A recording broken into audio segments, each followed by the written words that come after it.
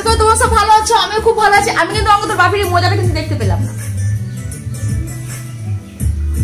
Good morning everyone, আশা করি তোমরা সব ভালো আছো, আমিও খুব ভালো আছি। আমি চলে এসেছি এনজয় আরতি। সকাল থেকে মোটামুটি রান্নাঘরে ছেলে আমি দেখলে কি করলাম পরে বলবো এটা। তা আজকে ছেলের ক্লাস অফ আছে, শনিবার ক্লাস অফ থাকে, তোমাদের আমি বলেছি শনিবার আর বৃহস্পতিবার। তা বৃহস্পতিবার তো ঘর দোর ঝাড়াঝুড়ি করা যায় না, কেন একটা নিয়ম অনিয়মের ব্যাপার আছে, মানলে অনেক কিছু, না মানলে কিছু নয়, সেরকম একটা ব্যাপার, মনের একটা ব্যাপার আছে। তা আজকে শনিবার, ওকে কাল থেকে বলে রেখেছি তুই কিন্তু আগে তো পুরো ওয়ালগুলো পুরো ধুলো পড়ে গেছে, আমার একার পক্ষে সম্ভব না, তুই একটু আমাকে হেল্প করবি। তা ও আমাকে কিছু রান্নাঘরে একটু হেল্প করে এলো, করে এসে দেয়ালগুলোকে মুছছে, এবার আমি নিচেরগুলোকে মোছামুছি করবো। আর খুব সুন্দর গান চালিয়েছে, গান শুনতে শুনতে দু মায়ের বাটে এখন ঘরের কাছে যুদ্ধ করতে লেগে যাবো।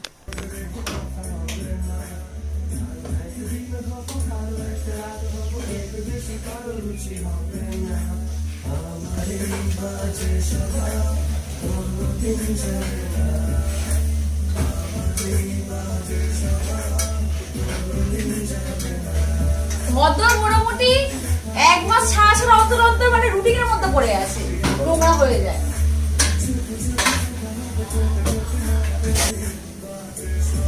প্রতিটা রাত আমাদের যায় একটা যুদ্ধের মতো, মানে রাত্রে শোয়া হয়, পরের দিকে যুদ্ধের জন্য আবার তৈরি হতে যায়, যে কালকে আবার কি মাঠে কি যুদ্ধ রেডি হয়ে আছে, সেই যুদ্ধের সঙ্গে মোকাবিলা করতে হবে।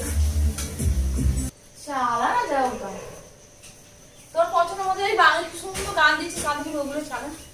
ছেলে সুন্দর সুন্দর গান চালাচ্ছে, আমাকে জিজ্ঞাসা করছে এখন অপশন নিচ্ছে, মানে কি গান চালাবে, তোর পছন্দ মতো চালা না। ওর পছন্দ মতো চালালে তাহলে ওর মনটা ভালো, মানে মন দিয়ে কাজটা বেশি করবে। আমার গান কানে শুনলেই হলো, বিশেষ করে এখনের গান বাদ দিয়ে, ওই ডিজে মিজে আমার সহ্য হয় না।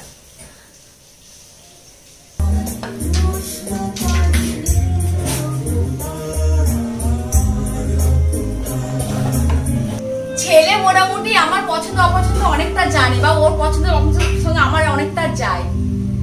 তো যে গানগুলো চালাচ্ছে সেগুলো অনেক পুরানো গান, তো এখন নতুন করে আবার আপডেট হচ্ছে সেটা নয়, কিন্তু এখনো গানগুলো যেন মানে মনের মধ্যে যেন খুব সুন্দর, মানে ভালো লাগে গান শুনতে, এরকম ব্যাপার।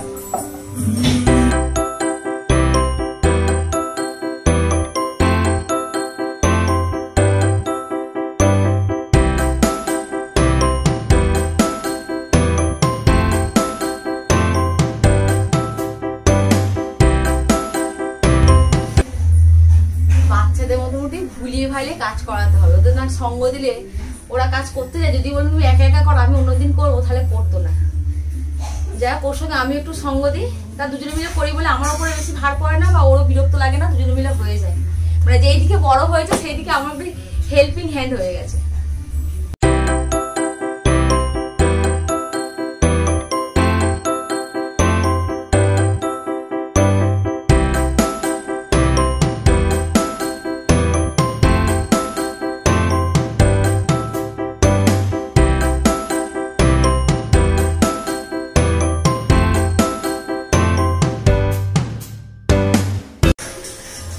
ওকে বলছি যে আমার ঘরে বিটগুলো করে নিয়েছি বিছানায় উঠে, তুই ওপরের বিটগুলো করে দে। ও বলছে তুমি এত বেটে তোমার হাত যায়নি, জানি না আমার, আমি এত বেটে আমার হাত যায়নি, তুই এত লম্বা আমার বেটেই হয়েছি, বুঝেছিস? বাবা আবার প্রিয় গান হচ্ছে না বাবা, কি গান?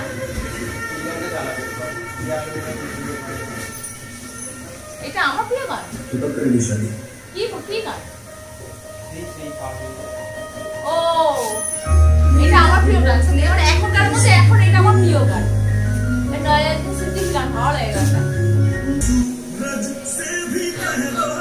আমার দম বেরিয়ে যাচ্ছে না, কাজ সবসময় করতে হবে, মনের আনন্দ করতে হবে, তাহলে কাজকে কাজ মনে হবে না, কষ্টটা অত ফিল হয় না, বুঝলি?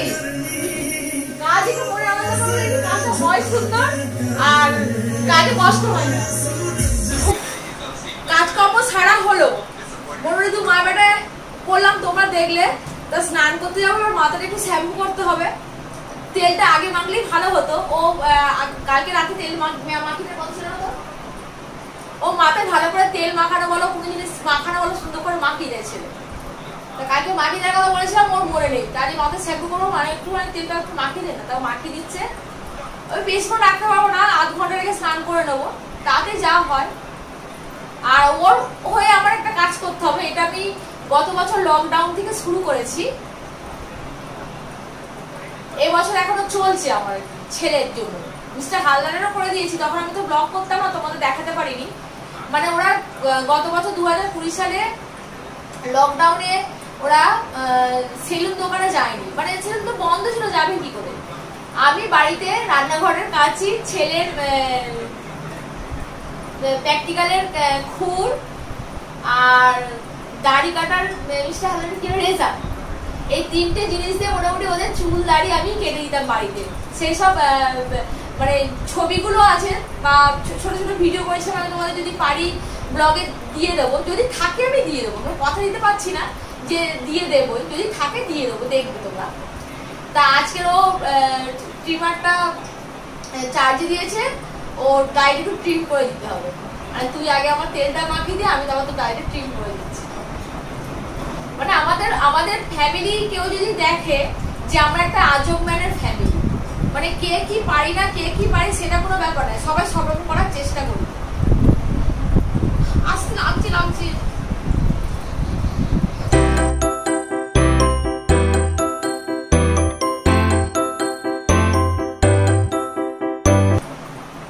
মাঝে যদি কেউ হাত দিয়েও দেয় না, একটা দারুণ একটা আরাম মনে হয়, ওরা চোখ বন্ধ করে ঘুমিয়ে পড়ে।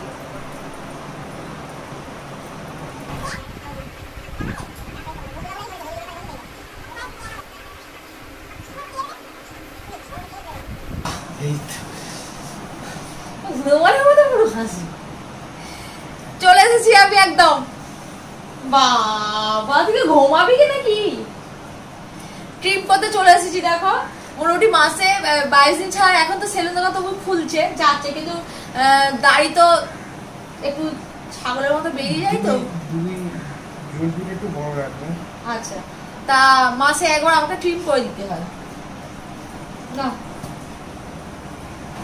আগে দু সাইডটা দাগ দিয়ে দিই, নাহলে ছোট বড় হয়ে গেলে মিস্ত্রির দোষ হয়ে যাবে, তাই না?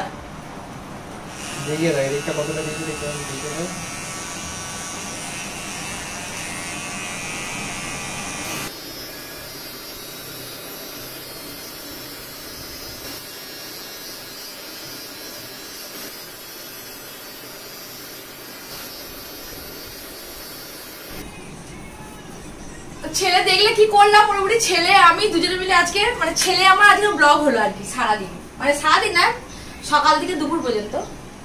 আর ভাতটা ভেবেছিলাম যে স্নান করে এসে করব, কিন্তু স্নান করে আসার পর না খিদে লাগবে, সকাল থেকে অনেক কিছু কাজ করছি তো বুঝতেই পারছো।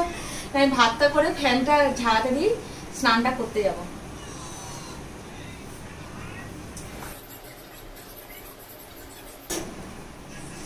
আর কি রান্না করছি তোমাদের দেখাচ্ছি। রান্না করেছি একদম সিম্পল, কাজ করবো বলে।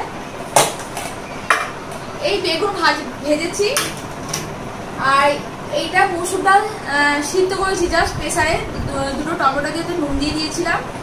আর পেঁয়াজটা সরু সরু পাতা পাতা করে কেটে হালকা তেলে নেড়ে দিয়ে, মানে ভালো করেও ভাজিনি, হালকা তেলে নেড়ে মানে মিশিয়ে নিয়েছি, এই হয়েছে।